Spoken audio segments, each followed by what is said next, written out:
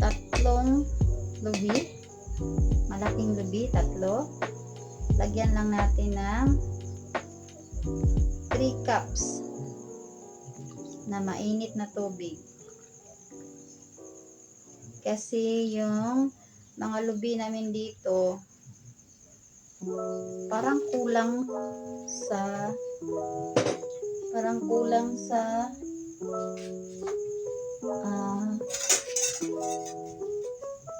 kalahing, sa Bisaya pa. Parang baga tungol ang mga lubi, mga baligya din. Ang sekreto para lumabas yung gata niya or milk. Tapos haluan din ng normal na tubig, 3 cups din.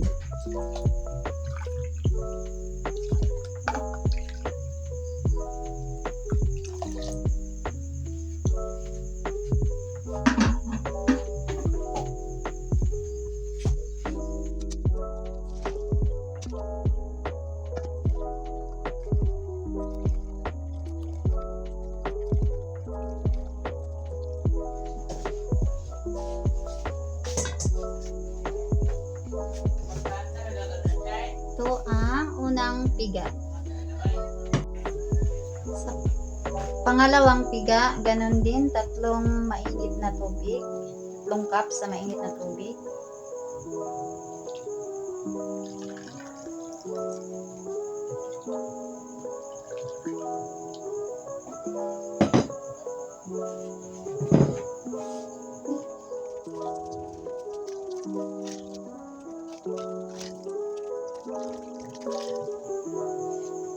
Maglagay ng 1 latang condense.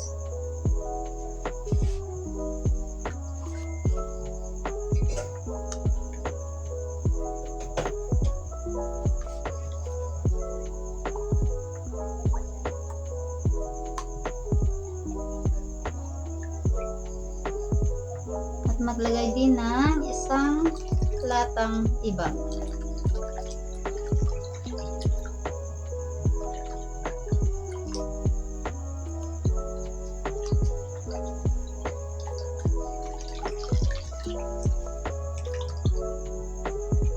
Isang latang quart style.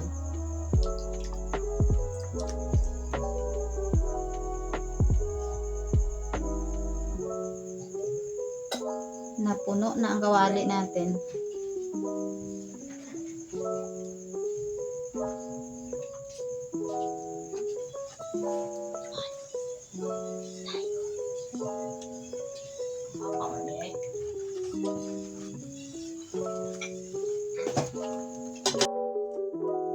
Grams na cornstarch.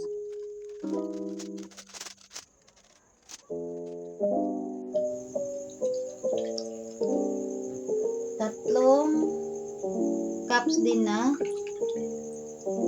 tubig.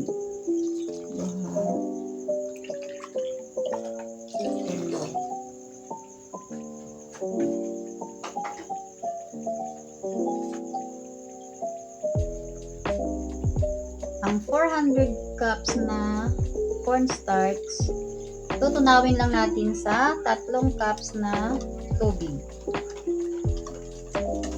Yung normal na tubig lang ha. Haluin mabuti para walang lumps.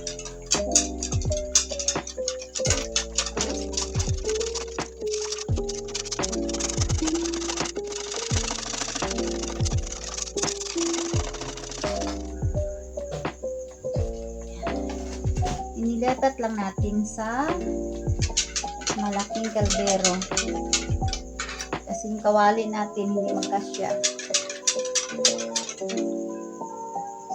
Mix lang.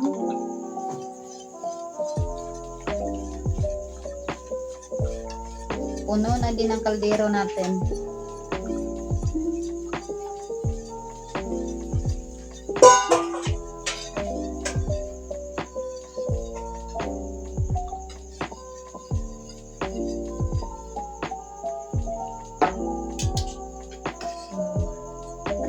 itong isain.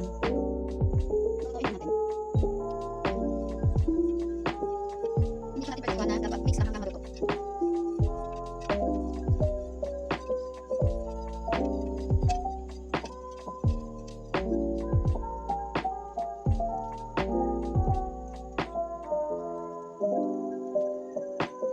May namtong ko sa una sa grade 5 ko.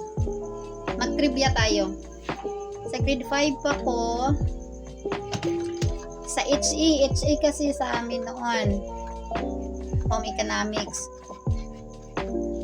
Ang una naming niloto, kasi by grouping kami, 5-5. Sa amin na grupo, ang napili naming lutuin ay ito, maha blanca.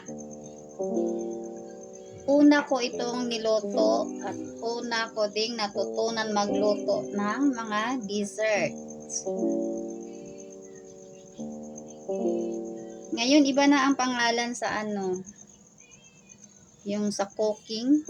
HE kasi yan sa amin noon ng grade 5 ako. Nung una kong nagluto, una kong natutunan magluto, itong maha blanca.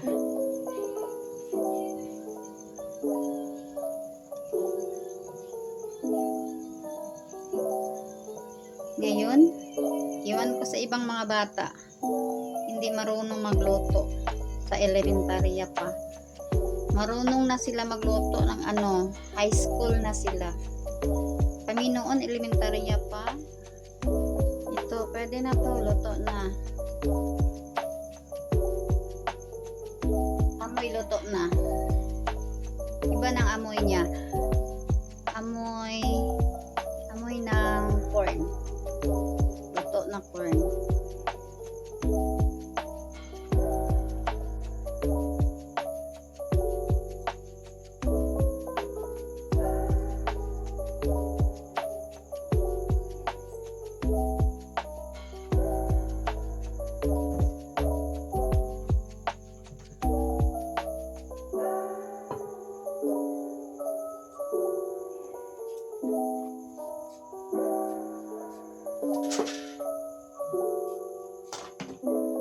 Ayan, tapos na tayo. Ito na ang pang-negosyo natin na maha blanca, creamy maha blanca. Ito, ipamimigay ko kasi sa friend ko. May occasions kasi niya. Tapos, para makatilaw sa siya sa akong luto kung sa siya kalamit. Diba? Ako ni siyang ihatag. Tapos, ito, para sa amin.